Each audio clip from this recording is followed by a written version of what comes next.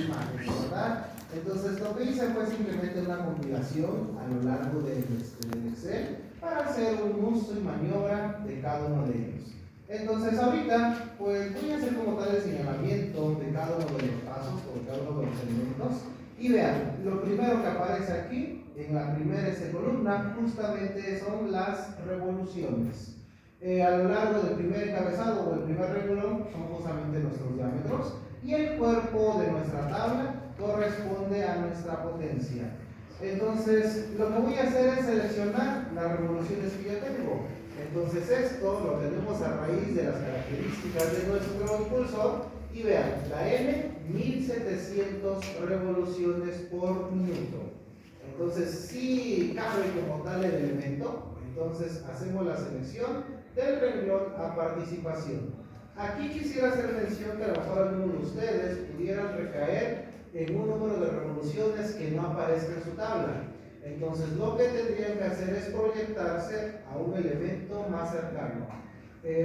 Asimismo, en estas configuraciones resulta que existen mecanismos o medios que nos pueden ayudar a hacer la variación de esas revoluciones.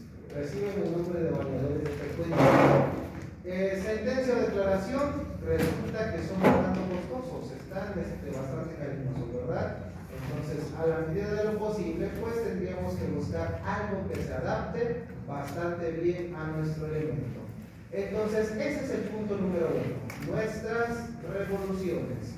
El punto número 2 me dice, trabaja la voltopotencia. De la potencia de la flecha me dio de 45. Entonces me voy a los anexos y analizo el renglón que seleccioné. 19 HP me queda demasiado corto. 48 HP está más que perfecto, ¿verdad? Ahí estaríamos trabajando. Y con ello llegamos a nuestro resultado. Ven en la parte superior, me brindan el valor de nuestra flecha.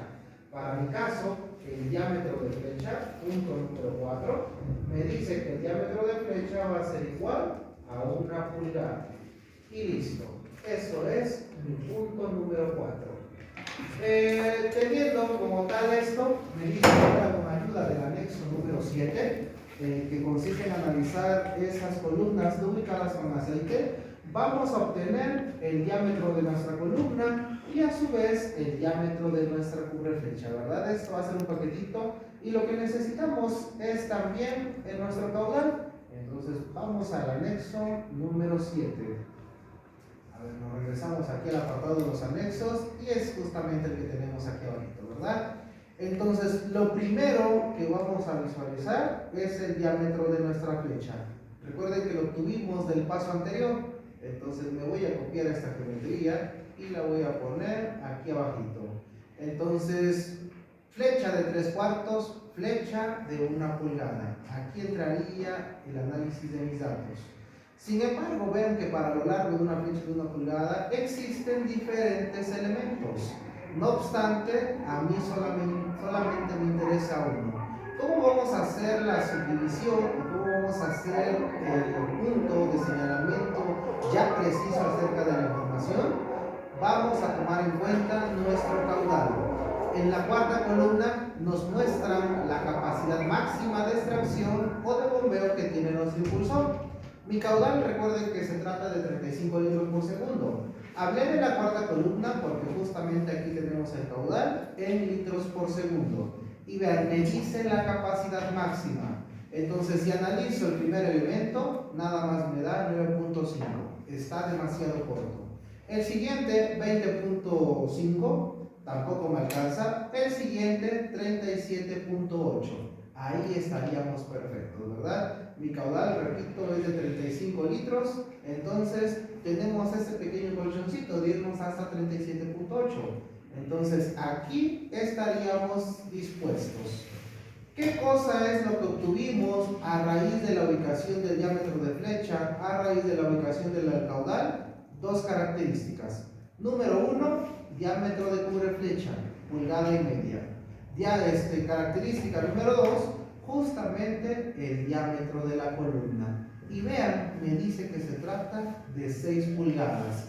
Es decir, recuerden que nosotros cuando analizamos los requisitos para el planteamiento de la selección, habíamos supuesto que el diámetro de la zona igual al diámetro de nuestra columna. Lo asumimos de 6 y resulta que ahorita me dice que efectivamente corresponde al de 6 pulgadas, ¿verdad? Entonces, como punto número 5, determinamos el diámetro de nuestra columna. Ya lo conocíamos, pero lo voy a volver a colocar, que corresponde a 6 pulgadas.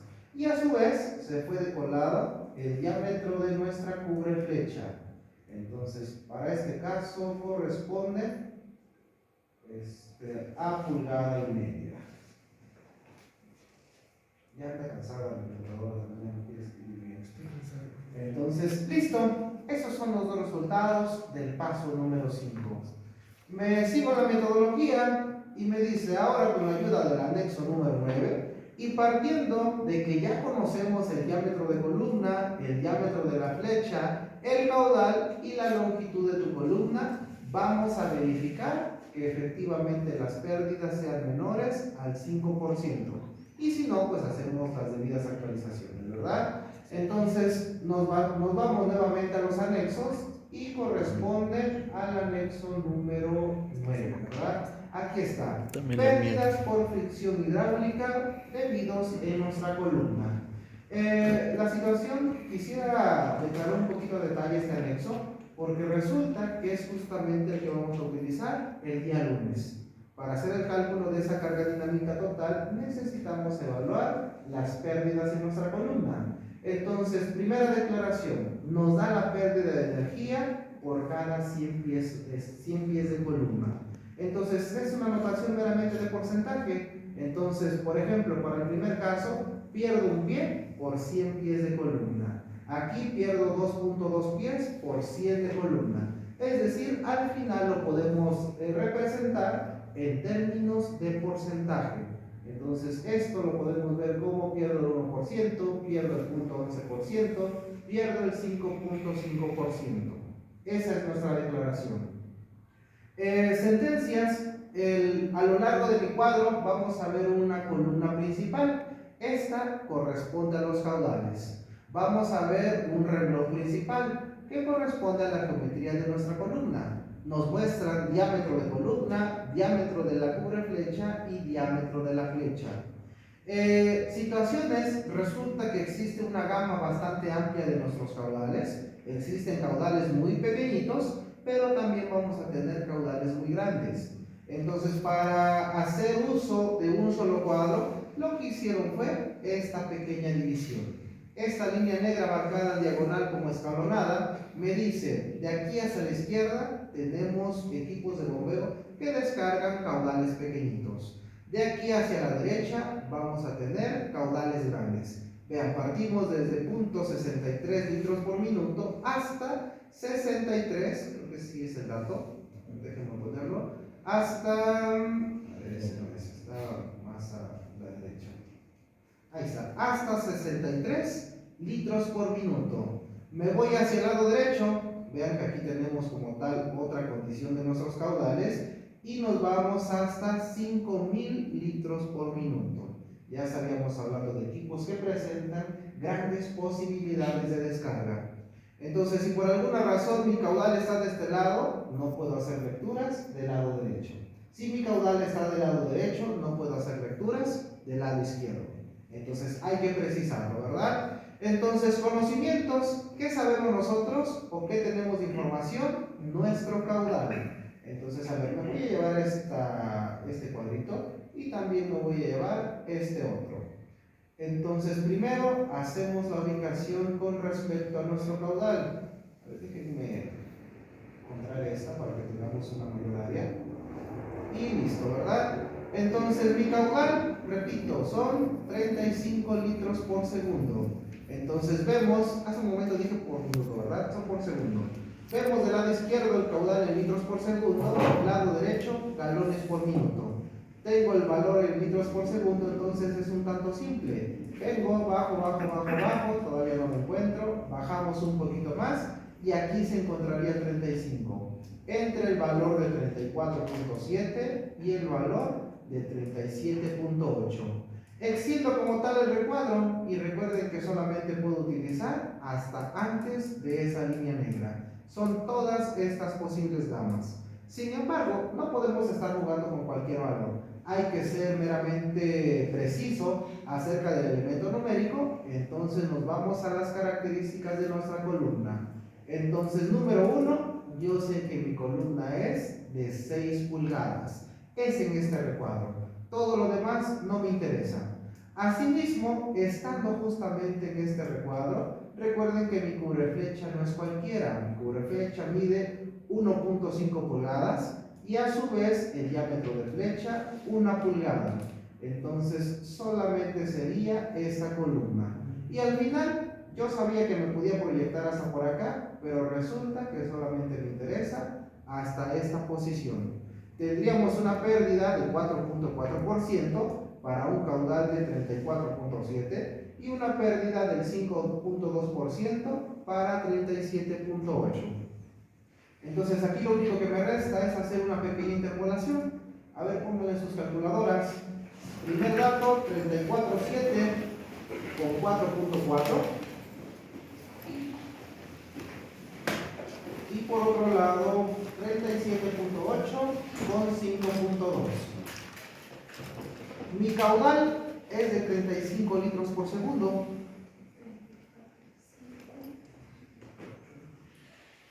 Bueno, está más pegadito al 34.7, entonces no nos vamos a pasar del 5%.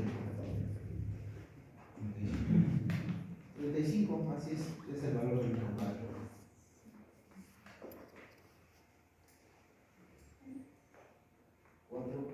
Vean, lo voy a poner aquí como elemento número 6, que corresponde al análisis de las pérdidas. Entonces, las pérdidas en nuestra columna me dice que va a ser igual al 4.48%.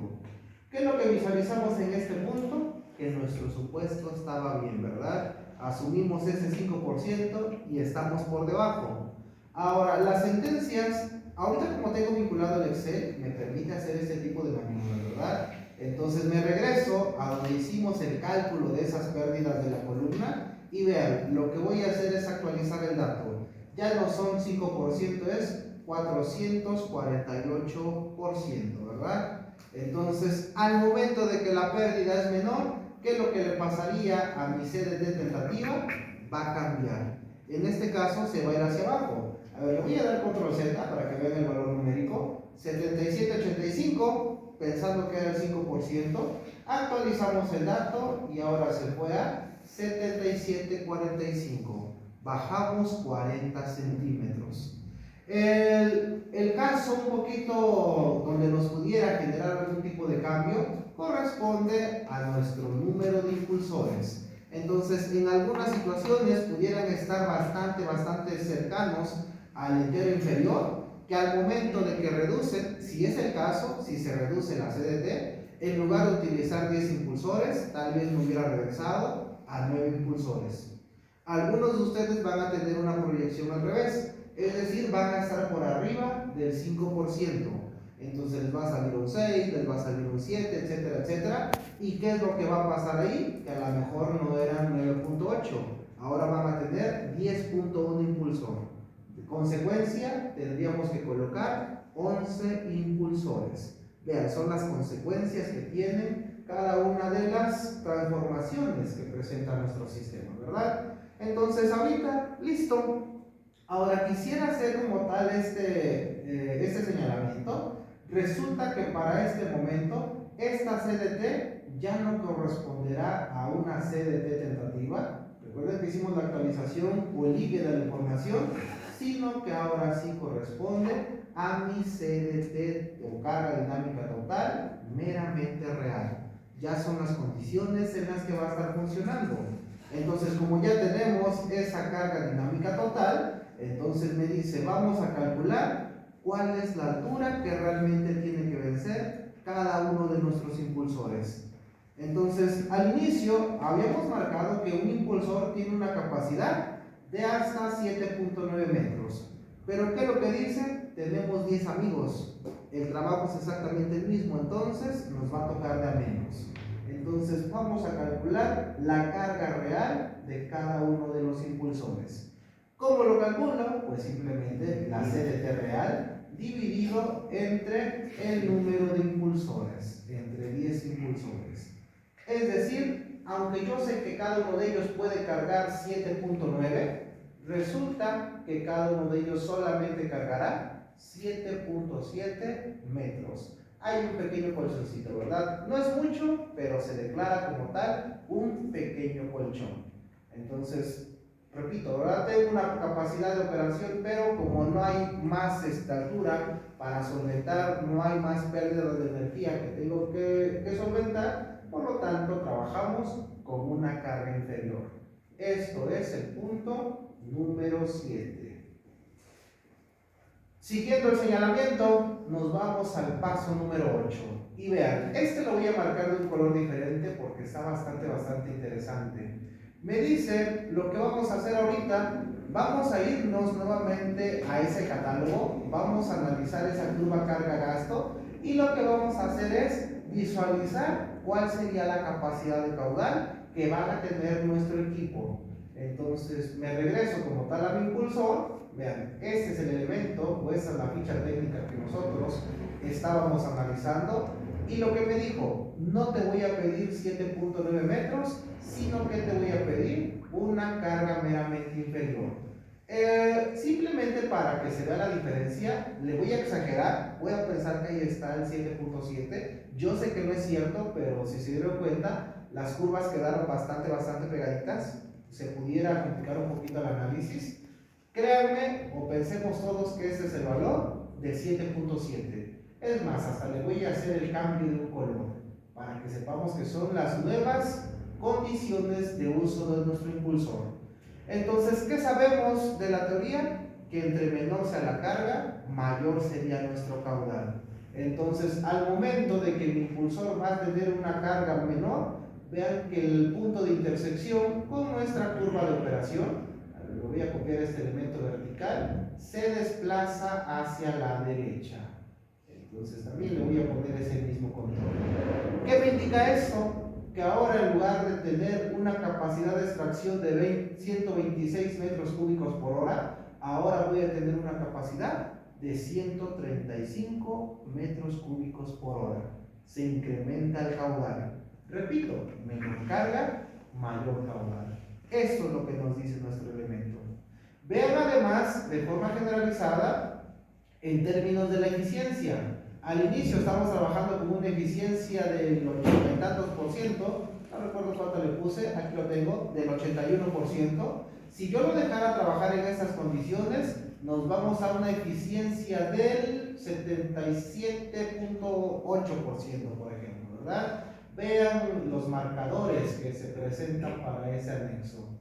Entonces, a ver, hasta le voy a subir porque no se veía bien los números. Ese es el 70, ese es el 78, sí, ¿verdad? Es más, 77.5 si quieren. Esta parte les dije que ustedes lo tienen que hacer un poquito a detalle, ¿verdad? No van a poner esas líneas bastante gordas en papel, pues se pueden visualizar fácilmente cada una de esas señas. O pensemos que justamente cortan la línea del 78%, vemos que existe un decremento de 3 unidades de eficiencia. Ahora, ¿qué es lo que va a pasar aquí? Al momento, si ustedes le ponen o le echan a andar el equipo de bombeo a su contratista, pensemos que ya lo instalaron, ¿verdad? Que cumplimos todas las condiciones, van a mocionar a su contratista. Y él va a decir, este ingeniero es muy bueno. ¿Por qué? Porque solamente le pedí 126 y me está dando 135. Entonces, en ese momento ustedes deben de tener o ser completamente claros con él. ¿Qué es lo que va a pasar si le permitimos que esté explotando 135 metros cúbicos por hora? Lo va a agotar. Va a agotarse el acuífero, ¿verdad? Estamos proyectando una vida útil de 10 años. ¿Qué es lo que va a pasar? Que al año 7, al año 8, ya ni siquiera vamos a tener la capacidad de 126. Y en ese momento les van a comenzar a zumbar los oídos, ¿verdad? Porque este ingeniero me vino a ver la cara, que no sabe, que etcétera, etcétera. Entonces hay que mitigar o hay que evitar ese tipo de nociones. ¿Cómo se hace eso? Simplemente nos vamos a nuestro tren de descarga y cerramos tantito nuestra válvula de compuerta. Al momento de que hacemos esto, el caudal se vuelve a regresar a los 35 litros por segundo, a los 126. Y vean, ¿verdad? Aquí yo sé que el impulsor tiene una capacidad de darme más, sí, pero como mi altura está meramente declarada, la variación del nivel desde el nivel freático hasta el punto de descarga es constante. Bueno, va a ser constante en ese punto dado, ¿verdad? Entonces no hay más altura que nosotros tendríamos que solventar. Entonces, nada más como referencia, voy a poner ese punto número 8 y lo voy a declarar como nuestro caudal máximo. Entonces, dije que era igual a 136 metros cúbicos por hora. A ver, puse el segundo. Ok, metros cúbicos por hora. Esa sería la semblanza, ¿verdad? A ver, voy a quitar ese elemento. Entonces, a lo mejor vuelvo a lo mismo, no sabemos ver bien la configuración acerca de esas unidades. A lo mejor bastaría en convertirla a esos metros cúbicos. Entonces agarramos esto y la dividimos entre 3600.038 metros cúbicos por segundo. A lo mejor no lo visualizo bien, entonces lo paso a litros por segundo, multiplicamos por 1000, y esto sería nuestro caudal, 37.778 litros por segundo. Lo mismo, ¿verdad? Nos pidieron 35 y le estaríamos dando casi 38 litros por segundo. Pero ya dijimos cuáles son las sentencias que tendríamos que declarar. Entonces, eso es el punto número 8. Nos vamos al punto número 9. Entonces, me dice, se vuelve a calcular la potencia requerida, la potencia de nuestra flecha. ¿Por qué? Porque ya sabemos que es la CDT real. El caudal, ya dijimos, cerramos la válvula de compuerta y vale 35. En ese punto, como cerré la válvula de compuerta, obligué a que mi curva se fuera nuevamente a la izquierda y la eficiencia mecánica no cambia, sigue siendo 0.81. Entonces calculamos la potencia de la flecha. A ver, entonces punto número 9. Entonces, calculamos la potencia de la flecha.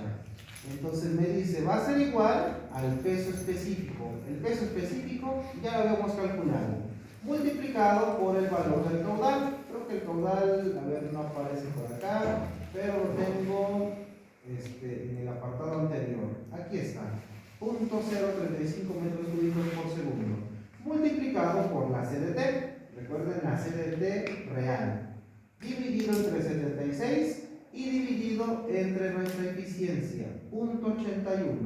Entonces la potencia real es de 43.88 HP. Vean, se decrementó un poquitito con respecto a lo que teníamos anteriormente. De hecho, en esa interacción inicial, lo que se busca es tener justamente ese colchoncito, ¿verdad? Para que después no tengamos que hacer un paso, una iteración más. Entonces, ese es nuestro punto número 9. Y teniendo esto, nos vamos al punto 10. Y dice, se determinan las pérdidas debidas a nuestra fricción mecánica a lo largo de toda nuestra flecha. Quisiera hacer un pequeño paréntesis. Recuerden el diagrama de nuestro equipo de bomberos. Tenemos un motor, tenemos una transmisión y tenemos una bomba. Entre cada uno de ellos existen diferentes potencias. Potencia motor flecha. Potencia flecha bomba, potencia de la bomba. Y para poder relacionar o para poder pasar de un punto hacia otro, dijimos que tenemos dos alternativas. Número 1, en términos de eficiencias. Número 2, en términos de pérdidas. En el caso anterior aquí, utilizamos el concepto de la eficiencia. De la potencia de la bomba, desde el 76 hacia arriba, es potencia aprovechada, la potencia de la bomba. Lo divido entre la eficiencia mecánica y me llevo al elemento anterior. ¿Qué es lo que pasa en el punto número 10? No trabajamos con eficiencias, trabajamos con las pérdidas. Pero recuerden que hicimos un ejercicio de ese estilo, ¿verdad? Yo tengo mi posición de origen o mi posición final y recorro todo o conozco qué tanto perdí desde el punto inicial o desde el punto final. Entonces, para llegar de un lado a otro, simplemente tenemos que sumarle nuestras pérdidas. En ese paso número 10, el anexo número 12 nos ayuda a cuantificar todas las pérdidas debidas a nuestra flecha. Y me dice que lo único que necesito es conocer el número de revoluciones de nuestro impulsor y por otro lado el diámetro de nuestra flecha. Nada más, ¿verdad? Entonces nos vamos nuevamente a los anexos. Y sería el anexo número 12. Creo que se lo puse a la derecha. Ahí está. Entonces la geometría general, lo primero que visualizamos es que existen n curvas y que las curvas dependen de las revoluciones que brinda nuestro impulsor. Entonces, si alguien encuentra directamente su n, pues qué bien, ¿verdad? Ya la hizo. Pero si no, lo que vamos a hacer es proyectar una pequeña interpolación. Por ejemplo, el mío vale 1760, no se encuentra. Entonces, voy a generar esa recta o ese gráfico. Entonces, me voy a mis líneas y tiene que ser paralela a la que ya existe. Situaciones, este punto o estos puntos les he dicho que ustedes lo van a hacer a detalle, ¿verdad? Entonces tienen que ver la geometría para saber en dónde la van a posicionar. De forma adelantada, para los casos o los elementos que se encuentren en la misma situación que yo, en realidad ni merece la pena poner esta curva de 1760. ¿Por qué? Porque la curva antecedente es 1750 y la curva que me sigue 2875.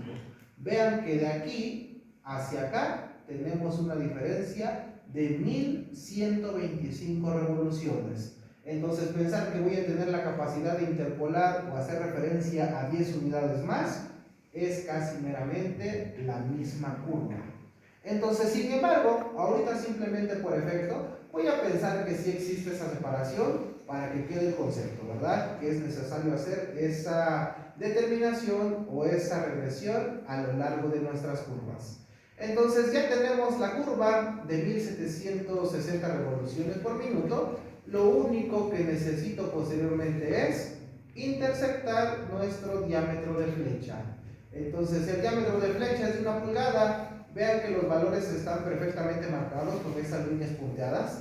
Aquí a lo mejor algunos no lo alcanzan a ver, pero en sus anexos impresos o en su teléfono sí que lo pueden proyectar de una mejor manera, ¿verdad? Entonces el de 1 pulgada pasa más o menos por aquí. Entonces listo.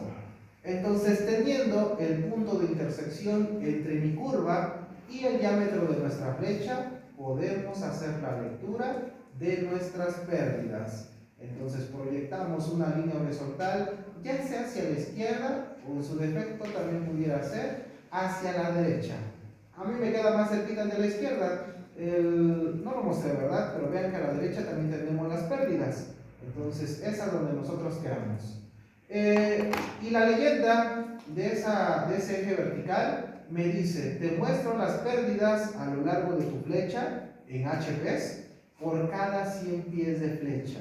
Entonces, si tuviéramos esta lectura de punto 3, quiere decir que pierdo 0.3 HPs en una longitud de 100 pies de columna, ¿verdad? En 100 pies de flecha. El valor numérico, haciendo una interpolación numérica bastante sencilla, estoy entre el punto 5 y el punto 6. Se me ocurre un valor de 0.57, por ejemplo, ¿verdad? Entonces, para mi caso, ese sería el valor. Regresamos de este lado. Entonces, punto número 10. Ya casi terminamos. Entonces, la pérdida de la potencia en la flecha, y lo voy a poner de esta manera: por cada 100 pies de nuestra longitud de flecha. Entonces, dijimos punto 57, ¿verdad? Punto 57, y estos son HPs. Ahora, las nociones. Yo no tengo 100 pies de longitud. ¿Cuántos pies tenemos? Alguien pudiera pensar que no lo conocemos, pero resulta que la flecha es la que comunica a mi motor con cada uno de mis impulsores. Entonces, ¿qué es lo que visualizamos? Que la longitud de la flecha es exactamente igual a la longitud de nuestra columna. Entonces, si tengo una longitud de columna, por aquí la tenemos, aquí está, de 76.2 metros, quiere decir que tenemos 76.2 metros de flecha. Entonces, la longitud de la flecha es muy fácil de calcular.